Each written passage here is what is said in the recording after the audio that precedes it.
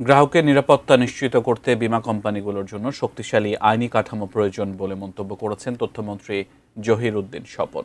বলেছেন, আধুনিক অর্থনৈতিক ব্যবস্থায় লেনদেন কেবল বিশ্বাস বা অবিশ্বাসের উপর ভিত্তি করে চলতে পারে না।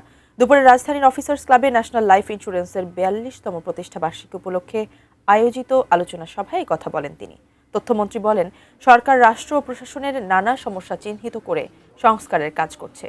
দেশের মানুষের সুপ্ত সম্ভাবনা ও উদ্যোক্তা মনোভাবকে কাজে লাগিয়ে অর্থনীতি শক্তিশালী করাই এখন প্রধান লক্ষ্য।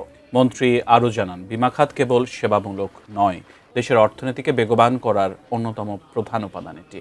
তাই বীমা খাতের প্রতি জনগণের আস্থা ফিরিয়ে একে আরও গতিশীল করতে সরকারের সাথে মিলে আইনি কাঠামো শক্তিশালী করার জন্য ইন্স্যুরেন্স কোম্পানিগুলোর প্রতি আহ্বান জানান তিনি।